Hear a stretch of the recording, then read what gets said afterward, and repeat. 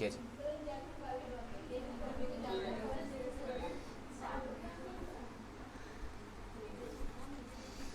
एक काम करते हैं, हम फिर से अपने इंडेक्स पे आते हैं और एक एक करके टॉपिक्स करते जाते हैं, जोन से तुमको आते हैं हम तुम बताते जाना, और हम साथ में उसके जोन से क्वेश्चंस होंगे वो देखते जाएंगे। ठीक है जी।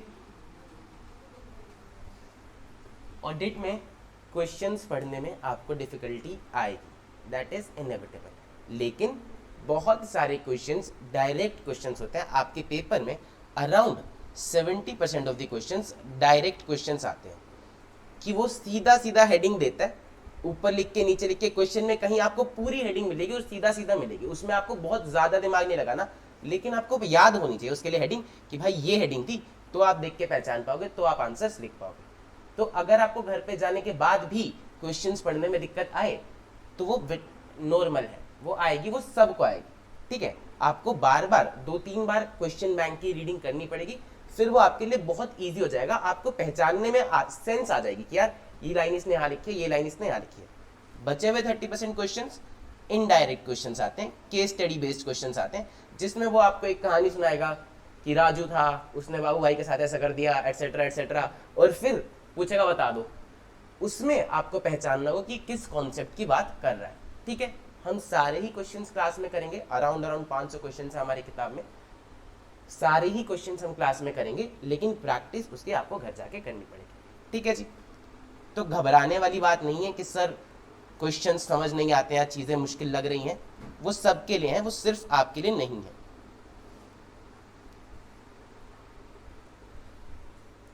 कौन सा सब्जेक्ट तुम्हें मुश्किल लगता है सबसे ज्यादा?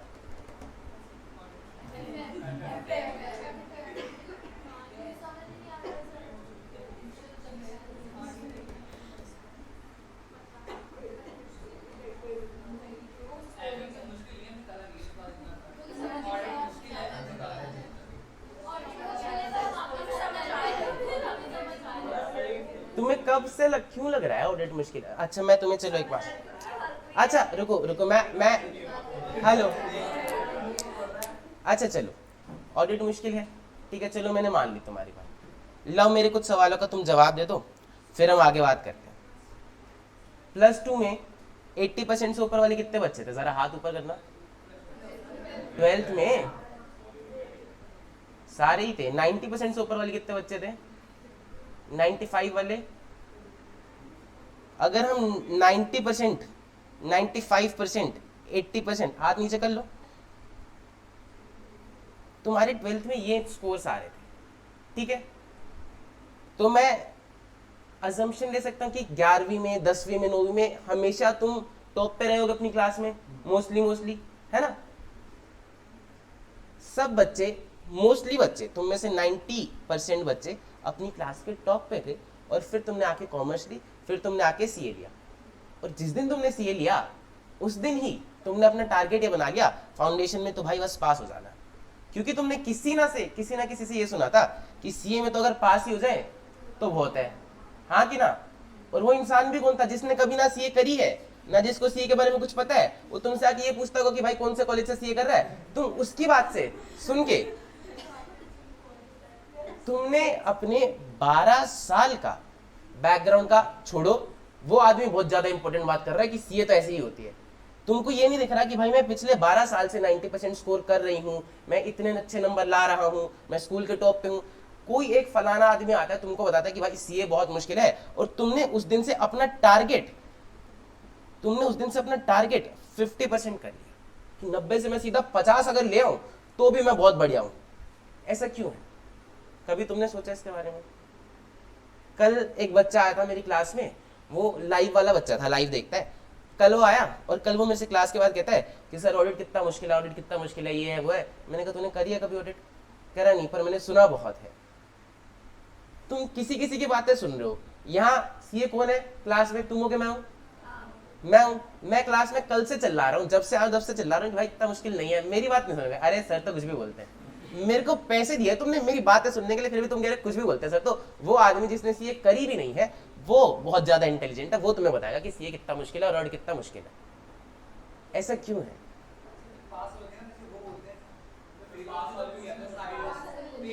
एक हाँ, आते हैं, उस बात पे भी आते हैं।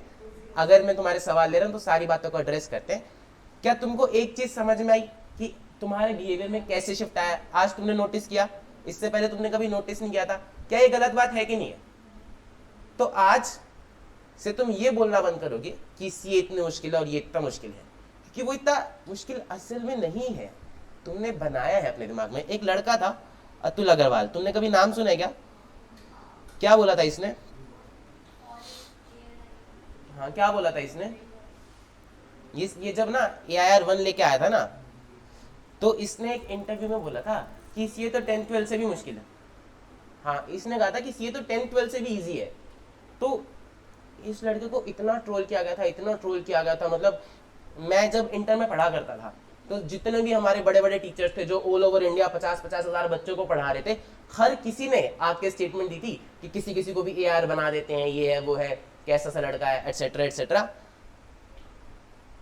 आज वो लड़का CA इंडस्ट्री में फाइनल लेवल पे सारे बच्चों को पढ़ाता है। उसके अलावा एक ही दूसरा टीचर है बस जो मार्केट में चलता है, अदरवाइज सारे बच्चे उससे पढ़ते हैं। क्यों? और उसका इतना नाम खराब हुआ था, इतना नाम खराब हुआ था कि आज तक भी उसका बहुत ज्यादा इंपैक्ट है कि आज भी जब लोग अतुल अग्रवाल का नाम सुनते हैं ना तो उसको एक चीज याद आती है कि इस लड़के ने ऐसा बोला था, फुद्दू ही होगा। तो ऐसा नहीं है, तुम्हें अपना पर्सपेक्टिव बदलने की जरूरत है। मुझसे बहुत सारे बच्चों से मैंने बात करी, कह रहे हम नहीं पढ़ते अतुल अग्रवाल से। क्यों? क्योंकि वो बेवकूफ है। उसने ऐसा बोलता, कह रहा जिसको सक्सेस मिल जाती है ना पहली बारी में, उसको उसकी कदर नहीं होती। उसको सड़क पे मिली नहीं, पड़ी मिली सक्सेस, उसने मेहनत की है, वो कुछ तो सोचा होगा ना। अगर कोई रैंक वाला बच्चा है, उसमें तुम्हें ये फर्क नहीं है कि वो आसमान से उतरा है, कि वो जब पैदा हुआ था तो ब्रह्मा जी आते कि जा पुत्री तेरा बेटा AR 1 होगा। नहीं, बस उसके और तुम्हारे पर्सपेक्टिव में फर्क है। उसको समझता है कि भाई कोई भी अगर डिफिकल्ट चीज है तो उसके लिए अगर हम सही स्ट्रैटेजी अपनाएं तो हम उससे काम कर सकते हैं, उससे आगे बढ़ सकते हैं। बहुत सारे बच्चे जो पास हो जाते हैं, जो फेल हो जाते हैं, जो बहुत सारे बच्चे फेल हो जाते हैं, इस अटेम्प्ट में बहुत सारे बच्चे फेल हुए। अब उनका पहला अप्रोच क्या होगा अगला अटेम्प्ट देने का? कि तेरा भाई इस बार बहुत मेहनत करेगा। अरे वो तो तूने पिछली बार भी की थी। कितना पढ़ेगा? 10 घंटे पढ़ेगा, 11 घंटे पढ़ेगा, 20 घंटे तो नहीं पढ़ लेगा, 24 घंटे तो नहीं पढ़ लेगा। उनको ये समझ नहीं आता है कि भाई हमारी स्ट्रैटेजी में समस्या है, हमें अप्रोच चेंज करने की जरूरत है। मैं जब से CA में एंटर हुआ था एज अ स्टूडेंट से लेके आज तक, मैंने 99% बच्चों को मेहनत करते हुए ही देखा है। यहाँ पे वो बच्चे आते ही नहीं, उनको पहले दिन से पता है कि मेहनत करनी पड़ेगी। तुमने वो सुना होगा कि भाई 18 घंटे पढ़ना पड़ता है। जिस दिन मैंने एडमिशन लिया था मेरे को भी यही कहा गया था कि 18 घंटे पढ़ना पड़ता है। तो हमें पहले दिन से क्लियर होता है कि भाई मेहनत तो करनी पड़ेगी। तो यहाँ पे फालतू बच्चे नहीं आते, वो बीकॉम में जाते हैं। तो 99% बच्चे अगर मेहनत कर रहे हैं, रिजल्ट स्टिल 10% आ रहा है, तो उन बच्चों की स्ट्रैटेजी में, उनके माइंडसेट में, उनकी अप्रोच में कमी है, ना कि मेहनत करने में। मेहनत सब कर रहे हैं, सारे बच्चे क्लासेस लेते हैं जैसे तुमने ली है। बच्चे 2-2 बार भी क्लासेस लेते हैं। सिर्फ क्लास लेने से नहीं होता है, यू शुड नो कि कैसे काम को करना है। इंटर में मेरे 4 अटेम्प्ट लगे थे, तब जाके मेरा क्लियर होता। फाइनल में मैंने फर्स्ट अटेम्प्ट में बोथ ग्रुप्स विदाउट कोचिंग 4 महीने में क्लियर किए, क्योंकि मेरे को पता है कि मैंने क्या गलतियां की। मैं अपनी गलतियों से सीखता रहा कि भाई ये गलती है, वो गलती है, इसको ठीक करो, उसको ठीक करो। और फाइनल में मुझे पता था कि मेरा होगा। मैंने किताबें भी नहीं उठाई थी, कोचिंग नहीं ली थी मैंने, क्योंकि मेरे को नहीं पढ़ना था। मैं 4 महीने पहले अपने दोस्त से फोन करके पूछता कि भाई फाइनल में ग्रुप 1 में कौन सा सब्जेक्ट है, ग्रुप 2 में कौन से हैं। वो कह रहे थे, को शर्म आ रही है? बच्चों की यहाँ क्लासेस खत्म होगी, तुम मेरे से ये पूछ रहा है कि ग्रुप 1 में सब्जेक्ट कौन से है, ग्रुप 2 में कौन से है। मैंने कहा हाँ ठीक है, तू बता, मैं अपने आप कर लूंगा। क्योंकि मेरे को मेरी स्ट्रैटेजी पे भरोसा था। मैंने अपने एक्सपीरियंसेस से सीखा था कि मैं क्या गलतियां करता हूं। अगर तुम अपनी गलतियां सुधार लोगे, तुम अपनी गलतियों को पहचानना सीख जाओगे, वो तुम्हें आगे बहुत ज्यादा फ्रूट्स देंगे। हम तुम्हें CA बना दे रहे हैं, CA इज अ कोर्स। अब तुम यहाँ पे अकाउंट सीखते हो, तुम यहाँ पे ऑडिट सीखते हो, तुम यहाँ पे टैक्स सीखते हो, तुम यहाँ पे पता नहीं कितनी सारी चीजें सीख लेते हो, है ना। इतने सारे सब्जेक्ट्स तुमने सीख लिए। काम तो तुम्हें एक ही सब्जेक्ट में करना है कि 10 सब्जेक्ट में करोगे? एक ही में करोगे ना, या तो ऑडिट में जाओगे तो टैक्स में जाओगे। फिर क्यों पढ़ रहे हो बाकी सब्जेक्ट? टैक्स पढ़ लो, अगर टैक्स में जाना है, ऑडिट पढ़ लो, अगर ऑडिट में जाना है। ऑडिट में अकाउंट्स की जरूरत पड़ती है, थोड़ा अकाउंट्स पढ़ लो, बस हो गया। क्यों पढ़ाए जा रहे हैं हमें? नहीं, सुनो, तुम समझते ही नहीं हो अपने किस कोर्स में आए हो, तुम करने के आए हो। जिस दिन तुमने CA में एडमिशन लिया, या फिर अगर तुम CA में आज बने हुए हो, क्या तुम्हें पहले दिन से पता है कि CA मुश्किल है? हाँ कि ना? एक एग्जाम होता है आईआईटी करके, सुना है तुमने उसके बारे में? एक इंस्टीट्यूशन है आईएम करके, एक चीज है यूपीएससी, सारी चीजें सुनी है तुमने? और इन सारी चीजों में क्या कॉमन है? सब बहुत मुश्किल है और सब ही बहुत ज्यादा प्रेस्टिजियस एग्जाम्स है कि अगर ये निकाल लिया तो मतलब वो बंदा पक्का टॉप में तो आता है, हाँ कि ना? तो ऐसा क्यों है कि जितने भी प्रेस्टिजियस एग्जाम्स हैं वो मुश्किल ही हैं? क्यों है? हम कोई इजी एग्जाम क्यों नहीं बना सकते जो प्रेस्टिजियस हो जाए? डिमांड एंड सप्लाई सभी कर लेंगे तो। एक रीजन इसका ये है और एक रीजन इसका ये है, तुम्हें अगर ऐसा लगता है ना कि तुम जो आज ऑडिट पढ़ रहे हो, तुम जो आज अकाउंट्स पढ़ रहे हो, तुम जो आज टैक्स पढ़ रहे हो, वो जाके तुम प्रैक्टिकल लाइफ में तबाही मचा दोगे। हम चाहे आज टीचर्स कितना भी बोल ले कि भाई हम तुम्हें प्रैक्टिकल लाइफ का ये सिखा देंगे वो सिखा देंगे, वहां जाके तुम्हें जीरो से ही सीखना पड़ता है। बहुत सारी चीजें तुम देखते हो अपने, हम यहाँ पे तुम्हें एक्सेल शीट थोड़ी ना खोल के दिखा रहे, और मैं अगर दिखा भी दूंगा तो उससे तुम्हारा कोई वैल्यू एडिशन नहीं होगा, तुम्हारे एग्जाम में वो नहीं आएगा। तो वहां पर जाके तुम पहली बार एक्सेल शीट खोलोगे, उस पर काम करना सीखोगे, 50 तरह की गलतियां करोगे, बहुत डिफरेंस है उन चीज़ों में। तो जब हम तुम्हें सारी चीज़ें पढ़ा रहे हैं, जब तुम सीए में हो, तो इसका ये रीज़न नहीं है कि तुम्हें ये सब सीखना है, अकाउंट्स टैक्स, ये तो ठीक है, एक बाय प्रोडक्ट है कि हम चलो कुछ काम करना चाहते हैं तो हमें उस काम की टेक्निकल नॉलेज तो होनी चाहिए। लेकिन किसी भी अच्छे कोर्स का एक बहुत मेजर ऑब्जेक्टिव होता है कि हम तुम्हें बहुत सारी समस्याएं दें, बहुत सारे चैलेंजेस दें। क्यों? क्योंकि तुम उन चैलेंजेस को फेस करना सीखो, सीखो कि कहाँ तुम गलतियां करते हो, सीखो कि कैसे ग्रो करना है। वो बहुत बड़ा पर्पस होता है, तुम एक बेहतर इंसान बनोगे। क्या तुम्हें पता है कि सीए करने के बाद सब सिर्फ या तो जॉब करते हैं या तो सिर्फ प्रैक्टिस करते हैं? क्या बिजनेस करते हैं क्या लोग? बिजनेस बनाया क्या किसी ने सीए बनने के बाद? है ना, क्या बोला? अमन गुप्ता, कुमार मंगलम बिरला, है ना। और शार्क टैंक में तो 3 सीएस बैठते थे, नम्रता भी सीए थी। तो नम्रता का तो काम भी नहीं है सीए वाला, वो तो दवाइयों में डील करती है। वो क्या कर रही है सीए करके? कोई भी मुश्किल कोर्स जब आप करते हो तो आपको पता चलता है कि कितने सारे चैलेंजेस आपको फेस करने पड़ते हैं। जब आप वो सारे चैलेंजेस फेस करते हो, उनसे आगे बढ़ते हो, तो आप एक समझदार इंसान बनते हो। फिर आपको पता है कि भैया मैं किसी भी चीज में घुसूंगा ना वो होगा। बात समझ में आती है? तो अगर तुम्हें लगता है कि ऑडिट मुश्किल है तो हमने जानबूझ के उसको मुश्किल बनाया है। अब लाओ मुश्किल की डेफिनेशन पे आ जाते हैं एक बार जरा। मुश्किल क्या हो सकता है, ब्रेक डाउन कर लेते हैं। क्या मुश्किल हो सकता है तुम्हारे सब्जेक्ट में? 2 चीजें मुश्किल है यहाँ पे। एक तो तुम्हारा सिलेबस लेंथी है, दूसरा तुम्हें लैंग्वेज सेम लिखनी है। और बताओ तीसरी चीज क्या मुश्किल? बोलो क्या होती है मुश्किल की डेफिनेशन, बता दो।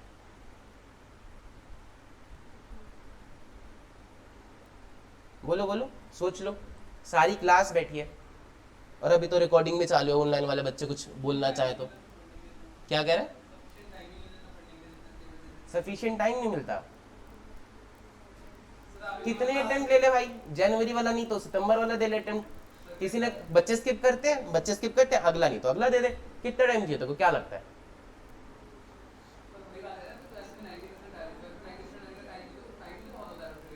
भाई फिर तुम छोटे थे तब, तुम्हारा दिमाग इतना डेवलप नहीं था। तुम जब छोटे भी तो थे ना।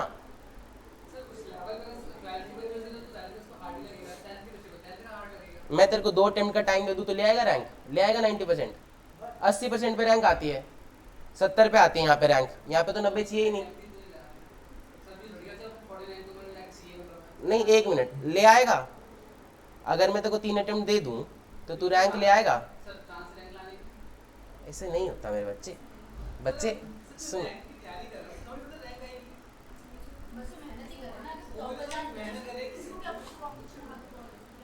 तो तुम्हारा तो कंसर्न ही है ना कि टाइम कम है।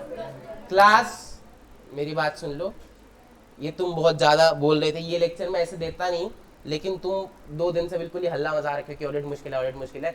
जबकि क्लास में मैं तुम्हें रोज करा के भेज रहा हूँ, तुम्हें समझ में भी आ रहा है, तुम्हें याद भी हो रहा है, फिर भी तुम बोल रहे हो ऑडिट मुश्किल है। तो मैं आज तुम्हें बता रहा हूँ कि वो ऑडिट तुम्हें मुश्किल क्यों लगता है। क्योंकि तुम दूसरे बच्चों से सुन सुन के आ गए हो कि ये बहुत मुश्किल है। ये असल में इतना मुश्किल नहीं है। अगर ऑडिट मुश्किल है भी,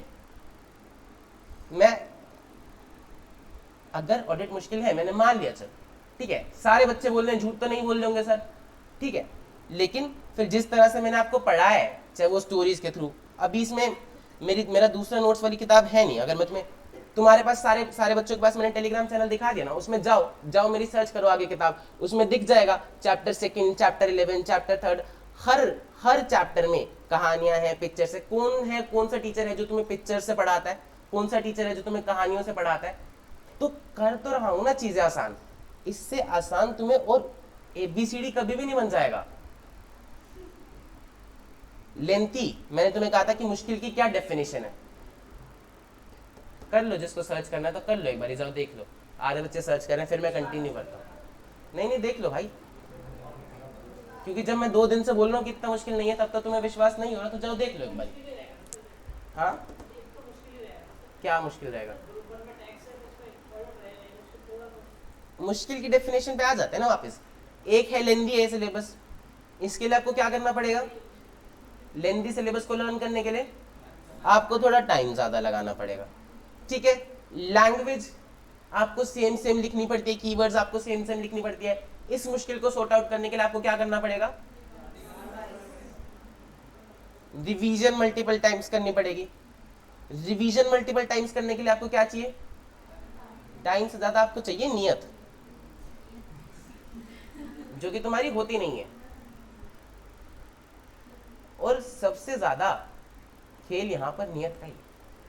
जिस दिन तुम सोच लेते हो ना कि भाई मेरा काम है, जब तक तुम्हें ये लगता रहेगा ना कि यार ऐसा क्यों है, मेरे पे किसी ने थोप दिया, मेरे को करना पड़ रहा है, तब तक तुम्हें सारी बातें सामने वाले से बोलते हो कि सर ये मुश्किल है।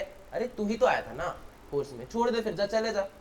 अगर मुश्किल है तो जब तू डिग्री करेगा तो तेरे को वैल्यूएबल चीज भी तो मिलेगी ना, और वो वर्थ इट है। मेरे को इस डिग्री की वैल्यू नहीं थी, मेरे को था कि यार मैं अपना कुछ कर लूंगा, मैं अपना कुछ बिजनेस बना लूंगा, और मेरे को इतनी जरूरत नहीं है डिग्री की। लेकिन जब, और मैंने डिग्री इसीलिए करी क्योंकि मेरे घर की फाइनेंशियल कंडीशन इतनी सही नहीं थी, तो मेरे को वो करनी थी। मेरे को पता है कि और कोई बैकअप नहीं है, तो मैंने डिग्री करी, मैं सीए बना, फिर मैंने जॉब करी। और जब मैं सीए बना, मैंने जॉब करी, तो मुझे पता चला कि ये डिग्री कितनी ज़्यादा वैल्यूएबल है। जब आप सीए लगा लेते हो अपने नाम के आगे, तो everybody is ready to listen to you. अभी आप कौन हो, आपका कोई परिचय नहीं है, आपका परिचय आपके काम से होता है। आप कहीं भी जाके कुछ भी बोलोगे, भगा देंगे वो तुमको कि बच्चा है, चल भाग जाए यहाँ से। लेकिन जब तुम ऐसे इंट्रोड्यूस करते हो ना कि आई एम सीए चिराग गर्ग, तो सामने वाला बंदा रुकता है, आपसे हाथ मिलाता है, आपकी बात सुनता है, और फिर चाहे वो कोई भी हो, चाहे वो सड़क वाला हो, चाहे वो शोरूम वाला हो, चाहे कंपनी का मालिक हो, he will stop and listen to you. ये मिलता है तुम्हें इस डिग्री से। जितने पैसे मैंने जीवन भर में कभी देखे भी नहीं थे ना, उतने हर महीने मेरे बैंक अकाउंट में आ रहे थे, ये मिलता है इस डिग्री से। तो उस चीज के लिए आपको मेहनत करनी पड़ेगी, और ये दोनों ही चीजें बस आपसे आपका टाइम, आपकी मेहनत डिमांड करती है। इसमें ऐसा कुछ नहीं कि तुमको आइंस्टाइन वाला फॉर्मूला सोचना है कि पता नहीं क्या ही हो जाएगा। सारे टीचर्स तुम्हें एक एक क्वेश्चन करा के भेजते हैं, तुम्हें पता है कि क्या सिलेबस है, उन क्वेश्चंस में से पेपर आएगा, और तुमसे अगर वो भी नहीं हो रहा तो फिर तुम्हें वो रिजल्ट नहीं मिल सकता जो तुम लेने आए हो। हाँ मुश्किल है, और मुश्किल रहेगा, हमने बनाया है मुश्किल, क्योंकि हम तुम्हें दे भी तो रहे ना फिर वो चीजें, वो रिस्पेक्ट, वो इज्जत, वो पैसे, वो कंफर्ट, आपका सेल्फ कॉन्फिडेंस। मेरे पास आज ही यूट्यूब पे कमेंट आया था कि सर मेरा सेल्फ कॉन्फिडेंस ना जमीन के नीचे चला गया, इतना टाइम लग गया, ये वो है।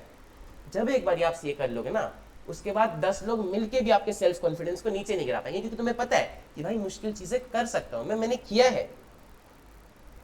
तो बहुत चीजें मिलती हैं आपको, अपने जीवन भर के लिए कंफर्ट मिलता है लाइफ को, कि हाँ मैं अपने पेरेंट्स को संभाल लूंगा, मैं अपने ड्रीम्स को परस्यू करना चाहता हूँ, मैं कुछ और करना चाहता हूँ, तो मैं कर सकता हूँ, एक चांस दे सकता हूँ, क्योंकि मैंने पहले वो भी तो किया है। अभी तो आप हवा में बोल लो कि तेरा भाई बना लेगा बिजनेस, कैसे? तुम्हारे पास क्या है तुम्हारे पास बैकग्राउंड क्या है? जो तुम्हारे पास 12 साल का बैकग्राउंड था कि 90% तुम ला रहे हो, तो मैं तुम पे बेट कर सकता हूँ कि भाई तुम अच्छा स्कोर करोगे। लेकिन आज तो तुम्हारे पास कोई बैकग्राउंड है ही नहीं ना कुछ मुश्किल चीज करने का, है तो तुम रोते रहते हो क्लास में आके। और मुझे नहीं फर्क पड़ता, किसी को नहीं फर्क पड़ता कि तुम्हारी लाइफ में कितनी समस्या है, नोबडी केयर्स, कोई नहीं जानता है तुम्हें। अकेडमी के लिए तुम एक नंबर हो, स्कूल के लिए तुम एक रोल नंबर थे, बाहर जॉब में जाओगे तो तुम्हें एक एम्प्लॉय नंबर दे दिया जाएगा। तुम्हारी लाइफ तुम कहां लेके जाते हो वो तुम्हारे ऊपर है। तुम इस बैच में आए हो, अगले बैच में और बच्चे आ जाएंगे, फिर अगले बैच में और बच्चे आ जाएंगे। क्या मैं तुम्हारी लाइफ में साथ चलूंगा कि भाई इसकी लाइफ में तो ये समस्या है, बहुत बड़ी समस्या होगी, ये वो तुम्हें सॉर्ट आउट करनी है। और तुमने चूज किया इस कोर्स में आने का, तुम्हारे ऊपर थोपी नहीं गई चीजें, तुम्हें पहले दिन से बता दिया गया था कि ये मुश्किल है, और तुम कभी भी जा सकते हो छोड़ के, किसी ने बांधा भी नहीं है। लेकिन तुम्हें पता है कि भाई ये चीज बहुत वैल्यूएबल है, तो रूम रुके हुए हो, हाँ के ना?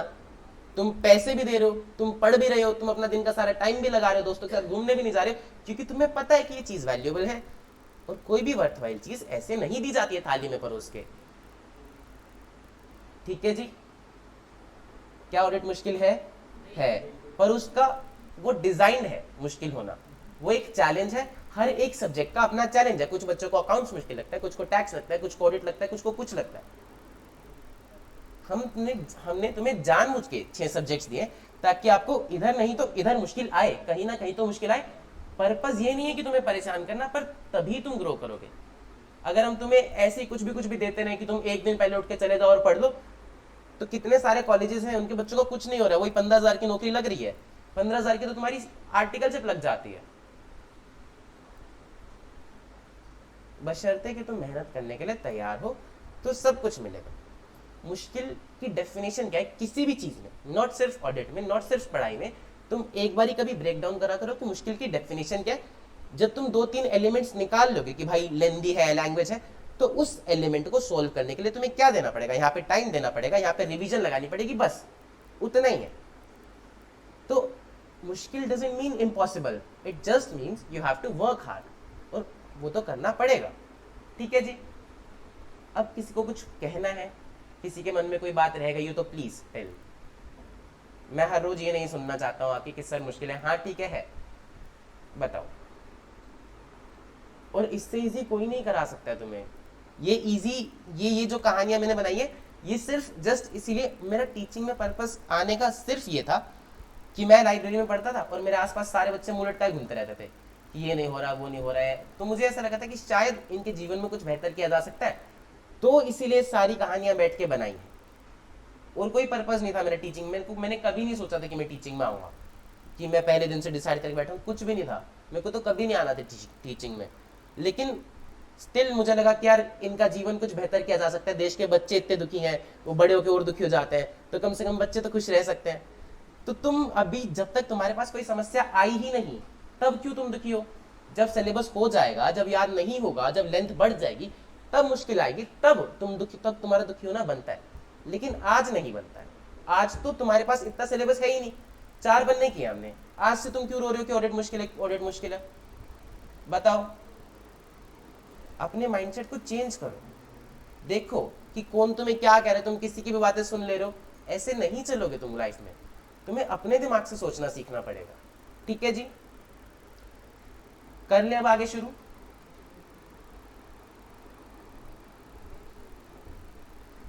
चिराग दीप महेश्वरी।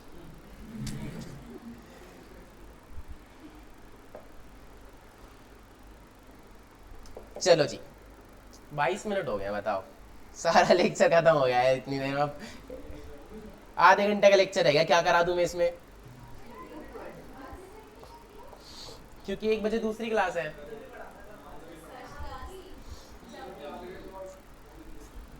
चलो कोई बात नहीं। हाँ, छुट्टी नहीं कर रहे हैं भाई, तुमको मजाक लगता है क्या कि चलो कि सर शक्ल देखना आए थे, छुट्टी कर दो।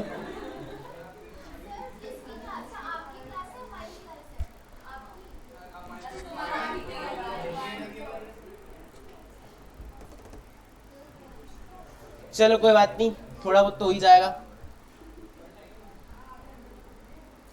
हमने किसकी कहानी सुनी थी? कौन रह गया इसमें? झुनझुन वाला। वैसे तो झुनझुन वाला की कहानी मुझे कल सुनानी थी, पर वो कल स्किप हो गई। कोई बात नहीं, आज सुना देते हैं। हमने कहानी सुनी थी कि कितने सारे लोग आए थे कि इनकी कुछ समस्या थी कि भैया फाइनेंशियल स्टेटमेंट्स पे भरोसा नहीं कर पा रहे हैं। ठीक है जी, तो वो सब गुरुजी के पास आए थे, ये आया फिर ये आया, है ना। एक एक करके लोग आए थे, कह रहे थे कि सर क्या करें क्या करें। शेयर होल्डर्स आए, उन्होंने कहा, क्या कहा, क्या समाधान दिया था ट्रस्ट इश्यूज का? ऑडिट करा लो। ठीक है जी, अब उन्होंने कहा कि ऑडिट करा लो। अब वहां पे मिस्टर झुनझुनवाला भी बैठे थे।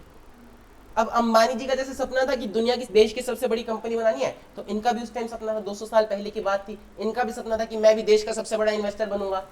ठीक है, तो जैसे ही गुरुजी ने कहा कि एक ऐसा आदमी आएगा जो एक्सपर्ट होगा टैक्स में, अकाउंट्स में, लो में, वो इंडिपेंडेंट भी होगा, वो आके चेकिंग करेगा कि कंपनी में सब कुछ सही चल रहा है कि नहीं चल रहा, तो झुनझुनवाला साहब को बड़ा अच्छा लगा।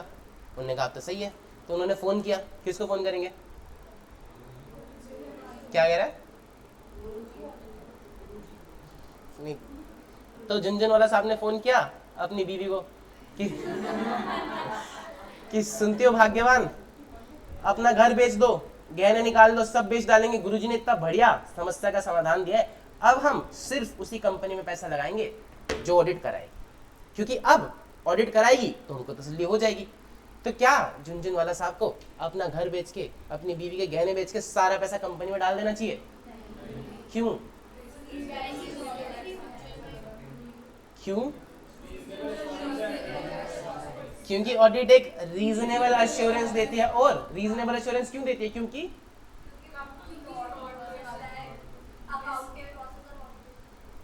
और ऊपर आओ थोड़ा, क्योंकि there are inherent limitations to auditing.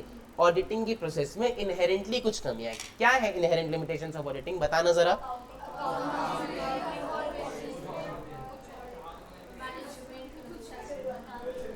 Inherent limitations of auditing बताओ। कुछ कमियां हैं अकाउंट्स की प्रोसेस में, कुछ कमियां हैं ऑडिटिंग की प्रोसेस में। अकाउंट्स की प्रोसेस में कितनी कमियां हैं? पहली, जजमेंट बाय मैनेजमेंट। कीवर्ड क्या था? अरे शोले के ठाकुर हाथ ऊपर कर ले भाई। Subjective decisions. दूसरा, controls may not have been operated. Audit की प्रोसेस में कितनी कमियां हैं? कौन सी? प्रैक्टिकल के नीचे क्या था? Test samples only. लीगल के नीचे क्या था? Cannot force management for full information. फिर दूसरी, फ्रॉड एंड फैब्रिकेटेड डॉक्यूमेंट्स। और तीसरी, transaction with related parties. Practical से क्या निकलती थी? Timeliness of financial reporting and decrease in relevance of information over time. Legal से क्या निकलती थी? Not in the nature of investigation. और घड़ी के साथ फ्यूचर इवेंट्स। सारी इनहेरेंट लिमिटेशन थी। इनहेरेंट लिमिटेशन की वजह से वो क्या नहीं दे सकता? Absolute assurance. अश्योरेंस का मतलब क्या है? तसल्ली देना। आओ जरा एक बारी अश्योरेंस की डेफिनेशन पढ़ते हैं। Meaning of assurance engagement. Engagement क्या होता है? क्या? अंगूठी पहनाना। अंगूठी पहनाना। अंगूठी पहना के हम क्या बोलते हैं? 7 जन्मों के कसम वादे करते हैं कि भाई, हाँ क्या कहते? अरे वो मतलब इंटेंट तो वही है। तो क्या लग रहा है शादी के लिए अलग से पूछेंगे कि एक बार एंगेजमेंट के लिए पूछेंगे, एक बार शादी के लिए पूछेंगे? तो एंगेजमेंट का मतलब हम 7 जन्मों के कसम वादे करते हैं, है ना? इसी तरह से आईसीआई बोलते हैं कि जब आप किसी क्लाइंट के साथ जाओ तो आप उससे वादा करो कि भाई हम तेरे सुख दुख में साथ रहेंगे। इतना ही पक्का वादा करो जितना ही पक्का वादा आप एंगेजमेंट में करते हो। तो इन्होंने किसी भी काम को करने के लिए एक शब्द दिया, एंगेजमेंट, कि अगर हम ऑडिट करने जा रहे हैं तो हम उसको बोलेंगे ऑडिट एंगेजमेंट। बात समझ में आती है? ठीक है। अब अश्योरेंस एंगेजमेंट का क्या मतलब हुआ? अश्योरेंस का मतलब क्या हुआ? तसल्ली देना। तो ऐसी एंगेजमेंट जिसमें हम सामने वाले को तसल्ली दे रहे हैं, that is an assurance engagement. ठीक है। अब मुझे ऐसा लग रहा था कि भाई इस बिल्डिंग में ना आग लगने की कोई संभावना है। तो अब मैंने क्या किया, फायर डिपार्टमेंट से गया और मैंने वहां से कहा कि भैया एक इंजीनियर भेज दो जो कि एक बार चेक करके बता दे कि भैया कोई गड़बड़ तो नहीं, सारी चीजें ठीक है कि नहीं है, तारे वारे सब सही है कि नहीं है। तो उन्होंने अपना एक इंजीनियर भेजा, वो अपनी पूरी चेकलिस्ट लाया था। उसने चेक करा, भैया तारे सब चेक कर ली, स्विचेस सब चेक कर लिए, है ना, पोजीशन सब चेक कर ली, कहाँ पे मीटर लगा हुआ है कहाँ पे नहीं, ओवरलोड तो नहीं है, ये सब चेक कर लिया। सारी चीजें उसने चेक कर ली। वो आया, उसने सारी चीजें चेक करी और आखिर में मेरे को एक रिपोर्ट दी कि भैया सब ठीक है, चिंता मत करो, कोई दिक्कत नहीं है, आग लगनी कोई समस्या नहीं, आप बच्चों को बुला सकते। ठीक है। तो क्या उसने मेरे को तसल्ली दी? हाँ कि ना? तो दिस इज क्या है? ये क्या है? एक अश्योरेंस एंगेज। क्या हम ऑडिट में तसल्ली देते हैं कि हम जाते हैं फाइनेंशियल स्टेटमेंट्स चेक करते हैं और शेयर होल्डर्स को बताते हैं कि आपके फाइनेंशियल स्टेटमेंट्स में कंपनी में कोई गड़बड़ नहीं की है, सब कुछ सही है? ठीक है। तो अश्योरेंस एंगेजमेंट क्या है? इसमें हम क्या करते हैं? Enhance the degree of confidence. ठीक है। कैसे? कंक्लूजन एक्सप्रेस करके। कौन कंक्लूजन एक्सप्रेस करता है? जो भी बंदा आया। ऑडिट के केस में ऑडिटर, लेकिन बाहर से कोई आया, उसको हमने एक शब्द दिया प्रैक्टिशनर। तुमको पता है कि बहुत सारे लोग सीए में जाके प्रैक्टिस करते हैं, है ना, और प्रैक्टिस वाले सीए ऑडिट करते हैं, तो हमने उनको एक जनरल कैटेगरी में, अब जो मैंने तुम्हें अश्योरेंस एंगेजमेंट के बारे में बताया है इंग्लिश, बस उसी को ये अंग्रेजी में बताएंगे ऑडिट की भाषा से पलट के, कि भैया एक होता है प्रैक्टिशनर। प्रैक्टिशनर कौन होता है? वो बंदा जो तसल्ली देता है, ठीक है।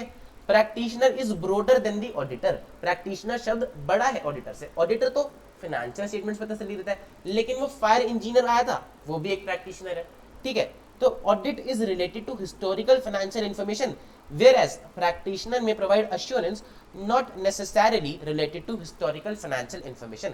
प्रैक्टिशनर आपको किसी और चीज के बारे में भी तसल्ली दे सकता है, जैसे बिल्डिंग की आग लगने के बारे में। बात समझ में आती? ठीक है जी। किसका किसका भरोसा बढ़ाया ऑडिटर ने? शेयर होल्डर्स का, यूजर्स का, ठीक है। या फिर बिल्डिंग के केस में मेरा, जो भी बंदा, देखो इंटेंडेड यूजर जिसका भरोसा बढ़ाया जाता है, जिसके लिए रिपोर्ट प्रिपेयर करी जाती है, जिसके बेस पे वो बंदा डिसीजन लेता है, तो वो हो गया इंटेंडेड यूजर। हमने कहानी सुनी तो अंबानी जी भी इंटेंडेड यूजर थे, शेयर होल्डर भी इंटेंडेड यूजर थे, बैंक भी इंटेंडेड यूजर था कि नहीं था? ठीक है जी। तो वो सब हो गए इंटेंडेड यूजर, जो भी उस इंफॉर्मेशन को यूज करके डिसीजंस लेना चाहते हैं, वो हो गए इंटेंडेड यूजर्स। बात समझ में आती? फिर अ रिस्पॉन्सिबल पार्टी, यानी कि जिसकी जिम्मेदारी थी फाइनेंशियल स्टेटमेंट्स को सही बनाना। किसकी जिम्मेदारी थी? और मैनेजमेंट की जिम्मेदारी थी फाइनेंशियल स्टेटमेंट्स को सही बनाना, ठीक है। बिल्डिंग की जिम्मेदारी उस इंजीनियर की थी जिसने बिल्डिंग बनाई, कि भैया बिल्डिंग फायर प्रूफ बने। तो रिस्पॉन्सिबल पार्टी वो जिसने सब्जेक्ट मैटर को प्रिपेयर किया। सब्जेक्ट मैटर बोले तो जिस चीज की हम चेकिंग करने वाले हैं। बात समझ में? तो देखो चार्ट को देखो जरा ध्यान से। ये डायग्राम है, ये हमारा ऑडिटर है, अंबानी जी की कंपनी, और ये शेयर होल्डर्स। किनको तसल्ली चाहिए? शेयर होल्डर्स को। देगा कौन? फाइनेंशियल स्टेटमेंट कौन बनाएगा? मैनेजमेंट, ठीक है। तो मैनेजमेंट बनाएगी फाइनेंशियल स्टेटमेंट, जिसको इन्होंने बोला सब्जेक्ट मैटर, यानी कि जिस भी चीज के ऊपर तसल्ली देनी है। अब ये अंग्रेजी पे आ गए, तो अंग्रेजी में, इंग्लिश में ब्रॉडर टर्म में बात कर रहे हैं। Audit is a narrow term. हमें बिल्डिंग के ऊपर तसल्ली लेनी है, तो बिल्डिंग भी एक सब्जेक्ट मैटर हो जाएगा। तो ये बस बताया कि इंग्लिश में क्या क्या बोला जाता है। इंग्लिश में बोला जाता है सब्जेक्ट मैटर। फिर ऑडिटर आएगा, वो इवैल्यूएट करेगा, बेंचमार्क से कंपेयर करेगा। बेंचमार्क का मतलब स्टैंडर्ड्स, बेंच पे मार्क करना नहीं, ठीक है। Standards, standards on auditing, accounting standards, जो भी जिसके हिसाब से हम कंपेयर करेंगे कि भैया ऐसा होना चाहिए था। हमने मिस स्टेटमेंट के डेफिनेशन में क्या पढ़ा था? जो होना चाहिए था और जो हुआ के बीच का डिफरेंस।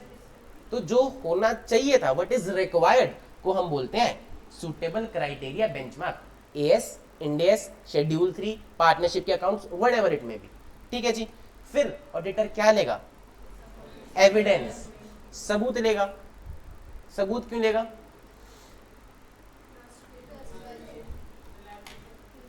ऑडिटर गया चेक करने फाइनेंशियल स्टेटमेंट्स, उसको मिली ढेर सारी गलतियां, उसने आके शेयर होल्डर्स को बता दी, ठीक है, सारा काम सही है। अगले दिन, अब शाम को घर गया आपने, मैनेजमेंट रात को, मैनेजमेंट ने सारे अकाउंट्स ठीक कर दिए, और अगले दिन मैनेजमेंट आ रही है एनडीटीवी पे कि देखिए साहब, इस ऑर्डर को कुछ नहीं करना था, कहाँ है हमारे फाइनेंशियल स्टेटमेंट में गलती, सारी जनरल एंटिटी ठीक है, सब कुछ ठीक है। तो अब ऑडिटर क्या करेगा? इसीलिए उसको चाहिएगा सबूत, ताकि कल को कोई भी उसके चरित्र पे दाग नहीं लगा सके। उसको चाहिएगा सबूत, ताकि वो प्रूफ कर सके कि भाई मैंने जो चेक किया था वो ये था, उसके बाद चेंजेस हुए। बात समझ में आती है? और एविडेंस हमेशा कैसा होगा? Sufficient and appropriate. कैसा होगा हमेशा? कैसा होगा हमेशा? पक्की बात है, याद रखोगे। इंटर में भी, फाइनल में भी, आर्टिकलशिप में भी, सीए बनने के बाद भी, मरते दम तक एविडेंस हमेशा कैसा होगा? और अब मैं एक ट्रिक क्वेश्चन पूछूंगा थोड़ी देर में, और जिसने गलत जवाब दिया फिर देखना, ठीक है। फिर से बता दो, एविडेंस कैसा होगा हमेशा? तो ऑडिटर आएगा, सब्जेक्ट मैटर देखेगा, उसको कंपेयर करेगा बेंचमार्क के हिसाब से, एविडेंस इकट्ठा करेगा, और लास्ट में क्या देगा? एक लिखित में रिपोर्ट देगा, ठीक है, ताकि कल को ऑडिटर भी अपनी बात से पलट ना जाए। कि उसने फोन करके बता दिया कि भाई सब सही है, परसों कंपनी ने फ्रॉड कर दिया। फिर हमने पूछा भाई तू तो कहता सब सही है, कह रहा मैं कब कह रहा था ऐसा, मैंने तो ऐसा कुछ कहा ही नहीं। तो रिटन अश्योरेंस लिखित में देगा कि भैया सब कुछ सही है कि नहीं। बात समझ में आती है? जरा इस डायग्राम को निहार लो 2 मिनट, देखो कोई डाउट दिक्कत परेशानी है तो पूछो, और मैं सुनता हूँ ये डायग्राम अभी तुमसे।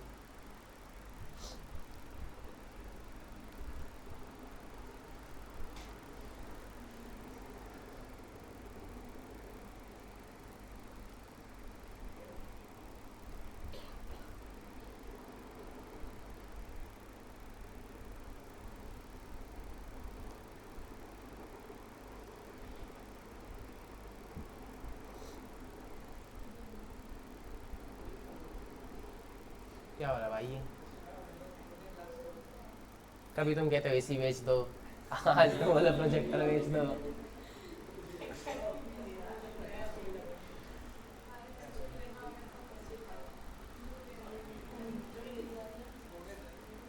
पढ़ लिया? सबने पढ़ लिया? सुन लूं क्या था पहला?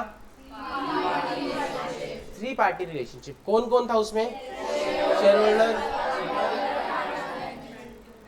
एक एक करके बोला कर भाई। शेयर होल्डर, मैनेजमेंट, फिर सब्जेक्ट मैटर, फिर बेंचमार्क, सूटेबल क्राइटेरिया, फिर सफिशिएंट एंड अप्रूव। क्यों इतने सुर क्यों हिले हुए तुम लोगों के? फिर रिटन अश्योरेंस। ठीक है, यहां पे साइकिल कंप्लीट होगी। पिक्चर से याद आ रही है क्या क्या छपा हुआ था? देखो जी, 3 पार्टी रिलेशनशिप होता है किसी भी अश्योरेंस एंगेजमेंट में। वो फायर इंजीनियर आया तो भी वहां पे 3 पार्टी रिलेशनशिप था कि मैं कौन था? Intended user. एक बंदा था जिसने बिल्डिंग बनाई थी, और वो प्रैक्टिशनर था जो मुझे तसल्ली देने आया था। तो प्रैक्टिशनर कौन होता है? वो बंदा जो तसल्ली देता है। Practitioner is broader then the auditor. Audit तो सिर्फ हिस्टोरिकल फाइनेंशियल इंफॉर्मेशन पे दी जाती है, पर एक प्रैक्टिशनर किसी और चीज पे भी तसल्ली दे सकता है। ठीक है जी। रिस्पॉन्सिबल पार्टी यानी कि जिसने वो सब्जेक्ट मैटर प्रिपेयर किया, ऑडिट के केस में फाइनेंशियल स्टेटमेंट जो कि मैनेजमेंट ने प्रिपेयर की। इंटेंडेड यूजर जिसके लिए अश्योरेंस रिपोर्ट बनाई जा रही है, वो बंदा है जो डिसीजन लेगा।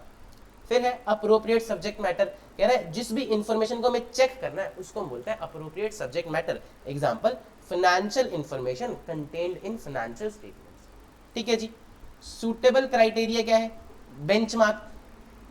अब वो इंजीनियर आया था तो अपने हाथ में एक चेकलिस्ट लेके आया था कि भैया स्विच चेक करनी है, तारे चेक करनी है। हम जाते हैं तो हम एएस इंडेस की नॉलेज लेके जाते हैं, वो हमारे दिमाग में होता है कि भैया ये ऐसे होना चाहिए, वो ऐसे होना चाहिए।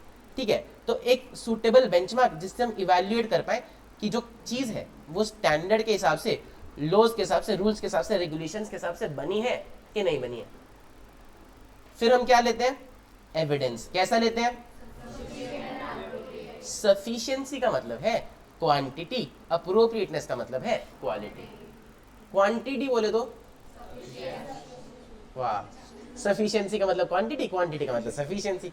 तुम कह रहते हो सड़क पे, सड़क कहाँ है? घर पे, घर के पास। सफिशिएंसी का मतलब है क्वांटिटी, क्वांटिटी का मतलब है नंबर ऑफ एविडेंसेस, कि आपको 10 बिल चाहिए, 50 चाहिए, 500 चाहिए। कि आपको अगर रिलायंस जैसी बड़ी एंटिटी का ऑडिट कर रहे हो तो आपको 500 बिल चाहिए, 500 एविडेंसेस चाहिए कि भैया हमने ये भी देख लिया और वो भी देख लिया। कोई छोटी किराने की दुकान का ऑडिट कर रहे हो, तुम 50-100 बिल में भी काम चला सकते हो। तो एंटिटी के हिसाब से कितने नंबर ऑफ एविडेंसेस आपको लेने चाहिए थे, दैट इज सफिशिएंसी। अप्रोप्रिएटनेस यानी कि क्वालिटी। तुम मुझे बताओ, ऑडिटर बन के जाओगे, ओरिजिनल डॉक्यूमेंट्स ज्यादा प्रेफर करोगे कि फोटोकॉपी? क्यों? क्योंकि उस पर तुम्हें ज्यादा भरोसा है, तो that is a qualitative evidence. ठीक है जी। डायरेक्टली तुम्हें एविडेंस मिले या मैनेजमेंट के थ्रू होके तुम्हें एविडेंस मिले, कौन सा ज्यादा प्रेफर करो? डायरेक्टली तुम्हें मिले, है ना। थर्ड पार्टी से एविडेंस मिले, इंडिपेंडेंट सोर्स से एविडेंस मिले, या फिर मैनेजमेंट से एविडेंस मिले। मान लो तुम्हें बैंक में एफडी है कि नहीं पता लगाना है, तो बैंक वाला तुम्हें बता दे कि भाई इसकी एफडी है, या फिर मैनेजमेंट तुम्हें कहेगी नहीं सर हमारी एफडी है, किस पे ज्यादा भरोसा करोगे? तो इंडिपेंडेंट सोर्स पे तुम ज्यादा भरोसा करोगे, तो दैट इज क्वालिटी। तुम ये भी देखोगे कि भैया तुम्हारा एविडेंस क्वालिटी वाला है कि नहीं। बात समझ में आती है? ठीक है जी। कह रहे हैं एक एविडेंस हो सकता है दूसरे एविडेंस से ज्यादा कंफर्ट प्रोवाइड करे evidence providing more comfort is qualitative, जैसे कि original versus photocopy, and therefore appropriate. Evidence should be both sufficient and appropriate. Evidence कैसा होना चाहिए? Sufficient and appropriate. A written assurance report, last में है एक रिटन अश्योरेंस रिपोर्ट। हम एक रिटन अश्योरेंस देंगे जिसमें कंक्लूजन होगा कि हमने क्या assurance the about the subject matter. Conclusion कैसे निकलेगा? अश्योरेंस एंगेजमेंट जब हम परफॉर्म करेंगे, इवैल्यूएट करेंगे, तो हम कंक्लूजन पे पहुंचेंगे एविडेंस के बेस। बात समझ में आती है? देखो जरा इसको पढ़ के।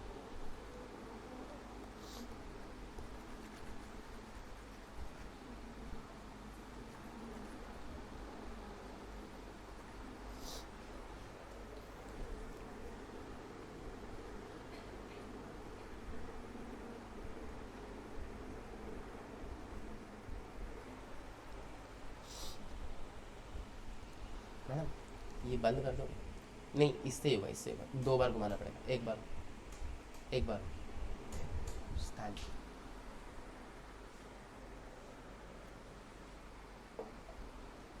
जब नीचे करना हो तो बता देना।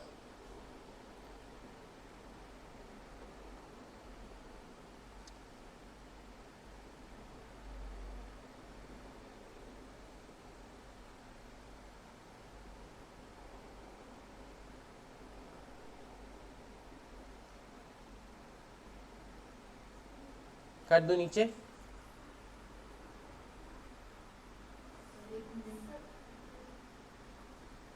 लो जी,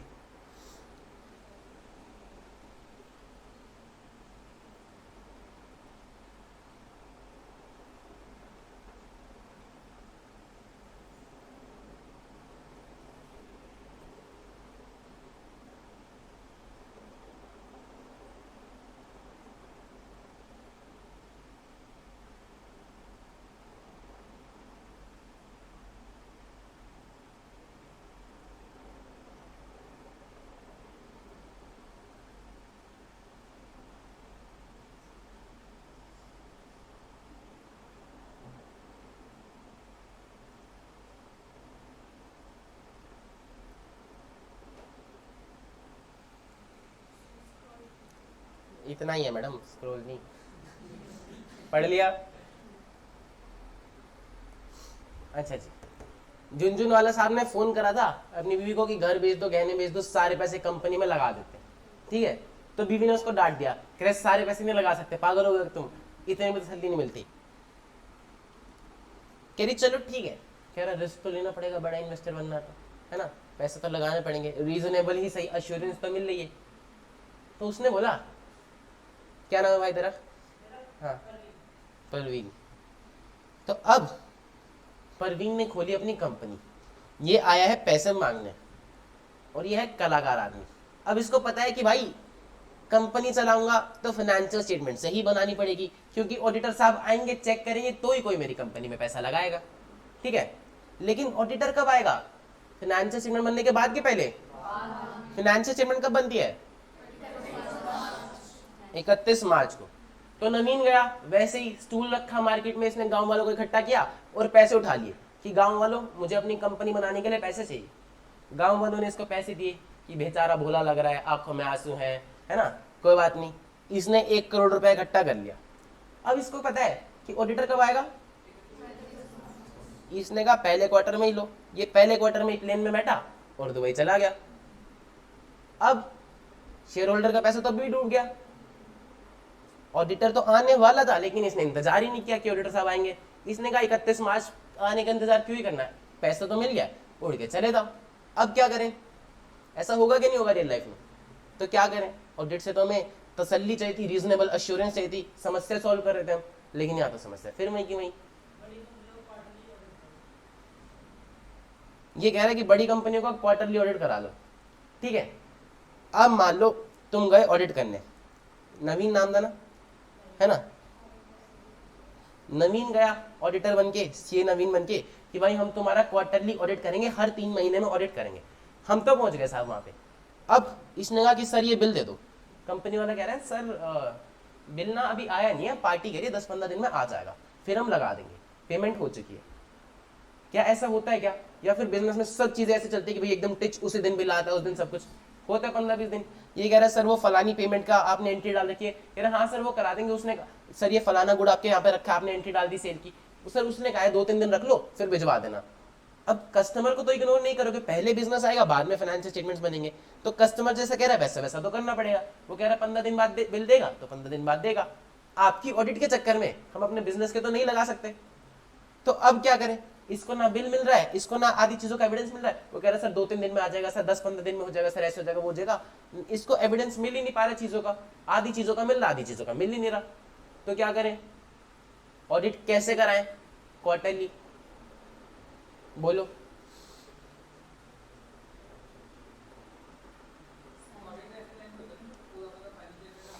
तो पूरा फाइनेंशियल स्टेटमेंट तो 31 मार्च के बाद बनेंगे, उससे पहले तो वो उड़ जाएगा। बताओ बताओ क्या करें? लगाओ दिमाग है। हाँ इंटरनल ऑर्डर कंपनी के होंगे, तसल्ली नहीं आएगी तुमको। और बोलो।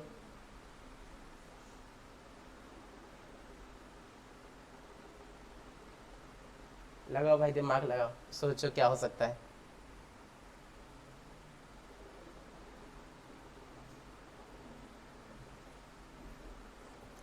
इसीलिए हमने एक नया कॉन्सेप्ट निकाला कि भाई हम रिव्यू कराएंगे। रिव्यू का मतलब वही है कि हम क्वार्टरली जाएंगे और चेक करेंगे, लेकिन बस हम पूरी डिटेल में नहीं देखेंगे, क्योंकि इतनी ज्यादा डिटेल में तो फाइनेंशियल स्टेटमेंट बनी ही नहीं होती हर टाइम पे, है ना। तो हम ऊपर ऊपर से देखेंगे कि भाई कुछ गड़बड़ी तो नहीं कर रहा। तो ऑडिट में हम 7 प्रोसीजर्स लगाते हैं, लेकिन रिव्यू में लगाते हैं 2। ठीक है, तो हम एक बारी बस तसल्ली ले आएंगे कि भाई उसकी इंटेंशन, उसका इरादा उड़ के जाने का तो नहीं है, कुछ गड़बड़ी करने का तो नहीं है कि हम शक्ल दिखाएंगे, हम देखेंगे फाइनेंशियल स्टेटमेंट बना रहा है कि नहीं बना रहा, ऊपर ऊपर से दिखाएंगे। कुछ कुछ प्रोसीजर्स जो पॉसिबल होंगे हम वो कराएंगे, उसको हम बोलते हैं रिव्यू। ठीक है, तो रिव्यू में क्या हमें पूरी तसल्ली मिल पाएगी? हाई लेवल ऑफ एश्योरेंस मिल पाएगी? हाँ कि ना? नहीं मिलेगी। तो कम तसल्ली मिलेगी, जिसको हम क्या बोलते हैं? सबसे नीचे वाली कौन सी होती थी? Moderate level of assurance. ठीक है जी, मॉडरेट लेवल ऑफ एश्योरेंस। क्योंकि हम काम कम कर रहे हैं तो हमें तसल्ली भी कम मिल रही है और एविडेंस भी है। फंस गए। कहा था मैंने एविडेंस हमेशा कैसा होगा? 15 बार रिपीट करा है, फिर तुम फंस गए। फिर तुम कहते ऑडिट मुश्किल है, दिमाग ही नहीं है तुम्हारा, ध्यान ही लगा रहे तुम लोग। एविडेंस कभी भी कम नहीं होगा, सफिशिएंट एंड अप्रोप्रिएट ही रहेगा। पूछो किसको क्या पूछना। मान लिया सबने, तो पूछो। हाँ तो बोल क्यों नहीं रहे हो? बोलो ना कैसे सर कैसे। अभी तो कह रहे हो सर बिल नहीं मिलेगा, अभी तो कह रहे हो सर वो इन्वेंट्री गई नहीं है लेकिन उसने बिल डाल दिया है। आधी चीजें बिजनेस के हिसाब से चलती हैं। एग्जैक्टली। तेरे को कल चॉकलेट ला के दो, कल छुट्टी है वैसे मंडे को ला के दो। क्या बोला इसने? कह रही है जितना एविडेंस आपने लिया है एटलीस्ट उतना सफिशिएंट एंड अप्रोप्रिएट होगा। जो चीज आपको मिली ही नहीं उसको छोड़ दो, लेकिन जो बात आप बोल रहे हो, या तो आप कोई बात बोलो ही नहीं, या जो बोलो उसके पीछे आपके पास सबूत होना चाहिए। तो आप यहाँ पे 10 चीजें मत बोलो, आप यहाँ पे बोलो 2 ही चीजें, लेकिन वो 2 के पीछे तो सफिशिएंट अप्रोप्रिएट एविडेंस होगा। बात समझ में आती है? कोई और दिक्कत परेशानी? ठीक है जी, आओ जरा देखते हैं आपका अगला टॉपिक, ऑडिट वर्सेस रिव्यू। कह रहा है audit is a reasonable assurance engagement. Reasonable का मतलब high level of assurance but not absolute. However review is a limited assurance engagement, it provides lower level of assurance than audit. ठीक है, पर मैंने तो तुम्हें कल कहा था कि लोअर लेवल ऑफ एश्योरेंस जैसा कुछ होता ही नहीं है ना। तो इसने यहां पर ये लगा रखा है ऑडिट से कम, यानी कि रीजनेबल से कम, which comes to moderate level of assurance.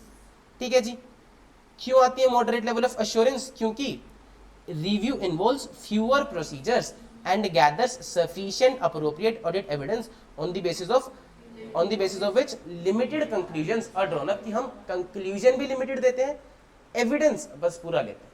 ठीक है जी। However, both audit and review are related to financial statements prepared on the basis of historical financial information. Historical financial information का मतलब जो पास्ट में बनाई गई है। तो जब 3 महीने निकल जाएंगे तब एक क्वार्टरली फाइनेंशियल स्टेटमेंट बनेगी, तब हम जाके उसका रिव्यू करेंगे। बात समझ में आती है? रीजनेबल अश्योरेंस एंगेजमेंट कैसी अश्योरेंस देती है? High level of assurance. वहीं limited assurance engagement lower level of assurance than reasonable, lower level than reasonable. ठीक है, उसको स्किप मत करना, लोअर लेवल मत लिख के आना। क्यों? क्योंकि यहां पर होते हैं elaborate and extensive procedure to obtain sufficient appropriate audit evidence, to obtain sufficient appropriate audit evidence. यहां पर हम कम प्रोसीजर्स करते हैं, फ्यूअर प्रोसीजर्स करते हैं एज कंपेयर टू रीजनेबल। यहां पर हम रीजनेबल कंक्लूजन देते हैं, यहां पर हम लिमिटेड कंक्लूजन देते हैं। क्या बात समझ में आ रही है सारी जगह? फिर एग्जाम्पल कह रहा है, इसका एग्जाम्पल है ऑडिट एंगेजमेंट, इसका एग्जाम्पल है रिव्यू एंगेजमेंट। एविडेंस कैसा रहेगा दोनों जगह? Sufficient and appropriate. ठीक है, ये कभी नहीं बदलेगा, ना फाइनल में, ना आर्टिकलशिप में, ना सीए बनने के बाद, कभी नहीं। एविडेंस हमेशा जब भी तुम लोगे सफिशिएंट एंड अप्रोप्रिएट लोगे।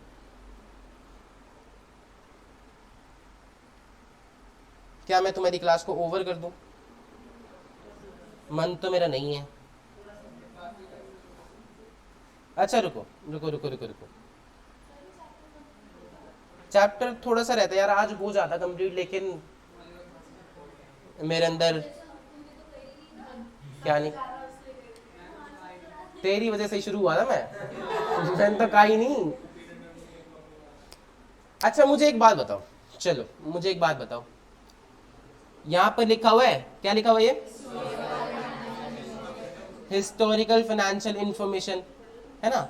ऊपर भी हमने कितनी बार पढ़ा कि ऑडिट क्या है? Historical financial information. रिव्यू किस पे होता है? Historical financial information. तो फाइनेंशियल इंफॉर्मेशन तो हिस्टोरिक ही होगी ना, कि तुम ज्योतिष विद्या सीखते हो, तुम्हारे पास वो है जादू वाला बल्ब की बता क्या होगा कल, ऐसा कुछ होता है क्या? तो ये तो कॉमन सेंस की बात है कि फाइनेंशियल इंफॉर्मेशन होगी तो वो हिस्टोरिक ही होगी। क्या और कोई तरीके की भी हो सकती है? एस्टिमेट,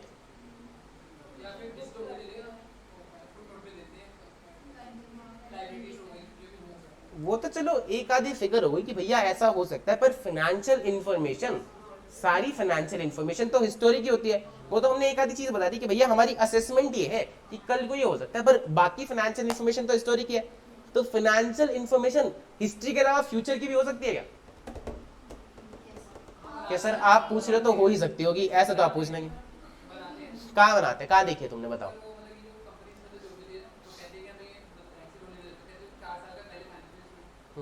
और कहाँ देखिए तुमने, और कहाँ देखिए? शार्क टैंक देखा? शार्क टैंक किस किसने देखा? फर्स्ट सीजन देखा था। तो उसमें वो बताता है कि सर तुम्हारा बिजनेस क्या है, ये बता दो, वो बता दो। फिर वो कहता है नंबर्स बता दो, इस साल कितने और कितने पे क्लोज करोगे, बताते हैं। वो क्या होता है? फोरकास्ट, बजट, कि भैया हमारा ये होने वाला है ना। बजट हम बनाते हैं, सरकार बजट बनाती है, हर साल आते हैं कि इस साल हम ये करेंगे। तो वो क्या है? फ्यूचर का वो बताते हैं। पूरी फाइनेंशियल इंफॉर्मेशन फ्यूचर भी होती है वो। तो इसको हम बोलते हैं प्रोस्पेक्टिव फाइनेंशियल इंफॉर्मेशन।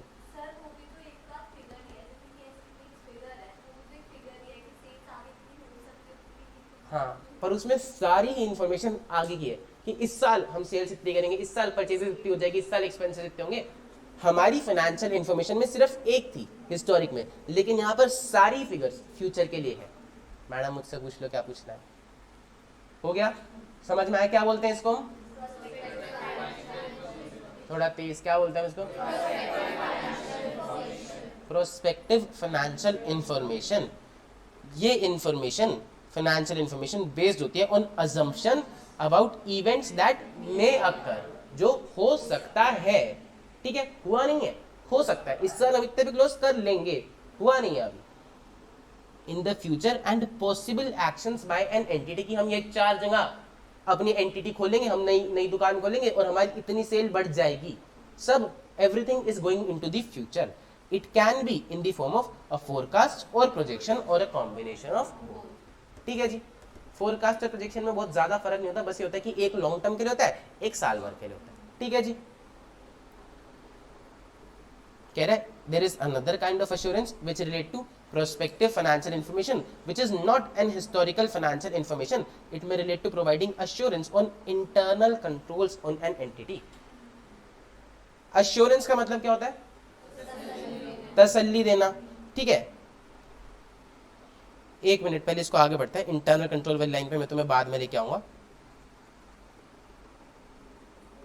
कह रहा है प्रोस्पेक्टिव फाइनेंशियल इंफॉर्मेशन की बात कर रहे हैं हम। कह रहा है in such type of assurance engagement examination is not of historical financial information.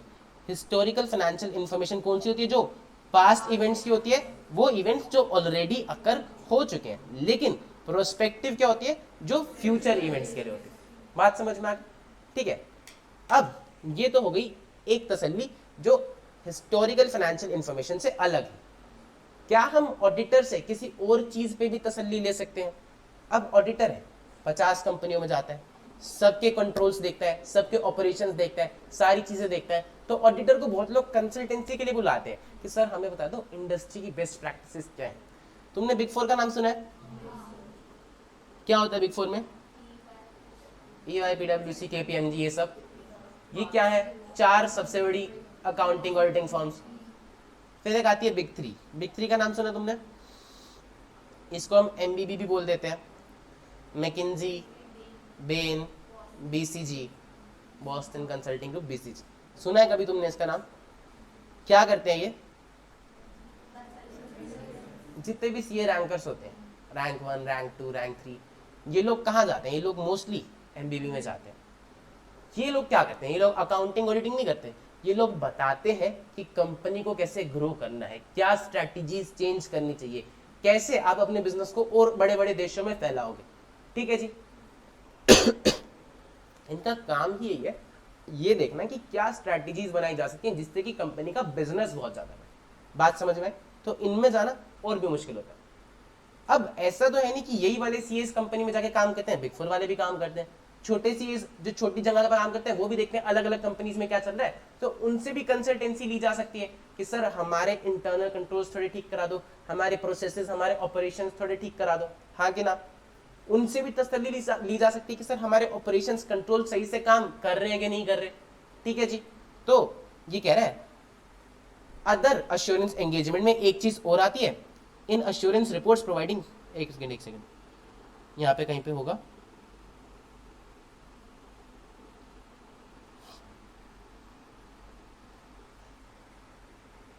एक हो गया हमारा ऑडिट, एक हो गया हमारा रिव्यू, और एक होती है अदर अश्योरेंस एंगेजमेंट। उसमें 2 चीजें आती हैं, प्रोस्पेक्टिव फाइनेंशियल इंफॉर्मेशन पे तसल्ली लेना या फिर इंटरनल कंट्रोल्स पे तसल्ली लेना। बेसिकली हिस्टोरिकल फाइनेंशियल इंफॉर्मेशन से अलग हटके किसी भी चीज पे जब आप तसल्ली लेते हो तो वो अदर अश्योरेंस एंगेजमेंट में आ जाता है। बात समझ में आ गई? ठीक है, एक बार हम यहाँ पे पढ़ के देखते हैं कि इसने किस चीज के बारे में भी बात कर रखी है। अच्छा एक बात बताओ, मैंने तुम्हें कहा एविडेंस हमेशा कैसा होना चाहिए? ठीक है। अब कंपनी ने कहा कि हम बना रहे हैं 4 साल का फोरकास्ट। ठीक है जी, सर आप साइन कर दो अपने। बैंक वाला कह रहा है ऑडिटर साहब से साइन करा के लाओ तो हम तसल्ली लें, हमें तसल्ली होगी। हाँ सब मुंडी ला रहे हैं। अब तुमको अपॉइंट कर लिया कि भाई साइन कर दो, तुम गए, क्या मांगोगे सबसे पहले? दे दिए फाइनेंशियल स्टेटमेंट्स, फिर क्या मांगोगे? Bills, records, documents. वो तो है ही नहीं, वो तो है ही नहीं, ऐसा तो कुछ हुआ ही नहीं। अगर कस्टमर आया ही नहीं, बिल कटा ही नहीं, तो सपोर्टिंग डॉक्यूमेंट कहां से लाके दो तुमको? तो कैसे चेक करोगे?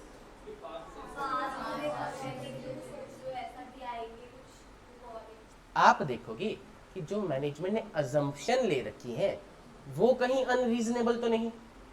कि अगर उसने कहा कि इस साल हमारी एंटिटी 150% से ग्रो हो जाएगी, तो तुम देखोगे कि क्या 150% सही लगता है? उसका पिछले साल था कि भैया वो 10% हुई थी, उससे पिछले साल था 20% हुई थी, उससे पिछले साल था 15% हुई थी, फिर 10%। तो पिछले 4 सालों का ये ट्रैक रिकॉर्ड है। अब उसने बोला कि हम अगले साल में 150% ग्रो करेंगे, तो क्या ये सही लगता है?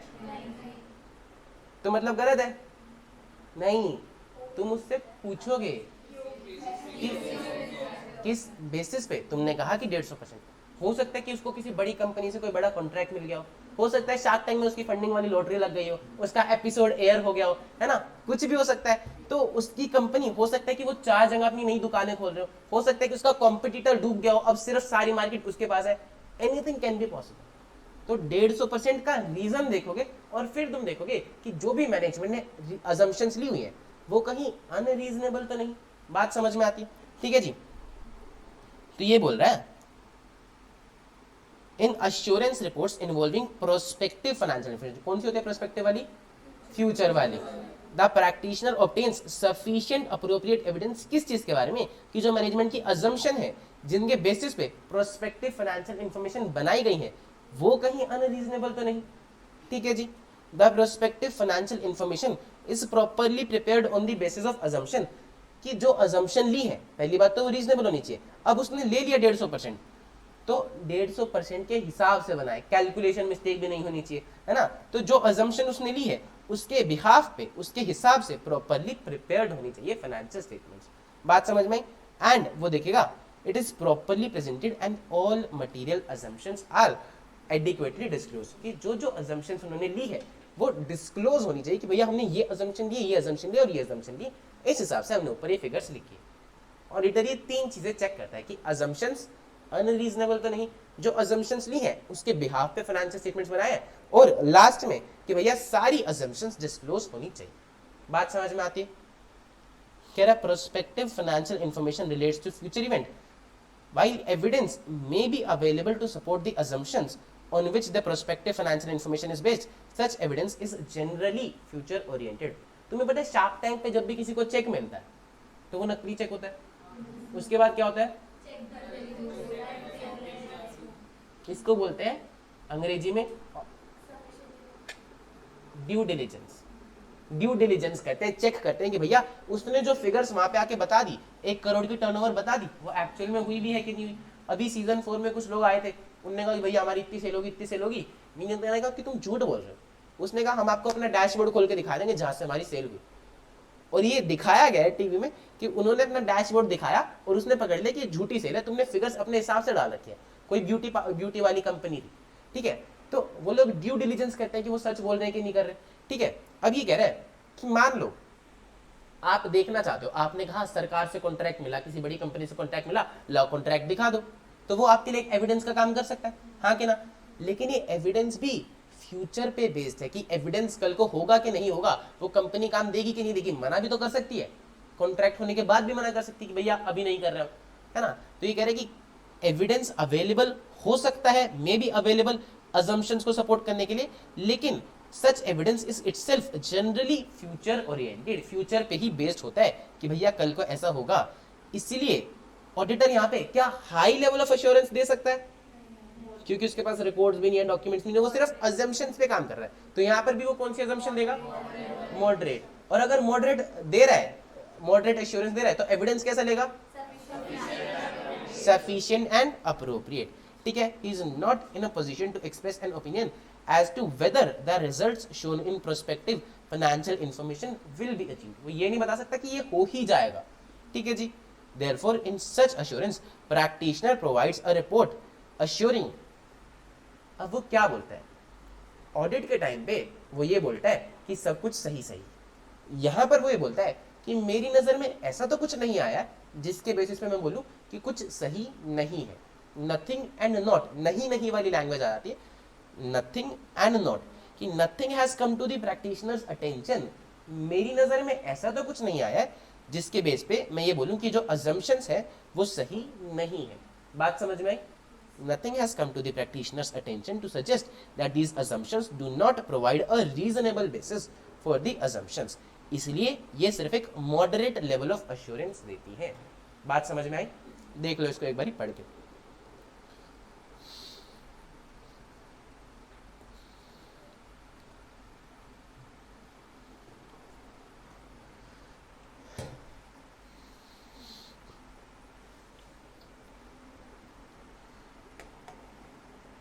क्लास हम यहीं पे ख़त्म करेंगे। मैं 10 मिनट लेट हो चुका हूँ अगली क्लास के लिए, ठीक है जी। आपको कुछ पूछना है तो पूछ सकते हैं, पढ़ के देख लो बाकी।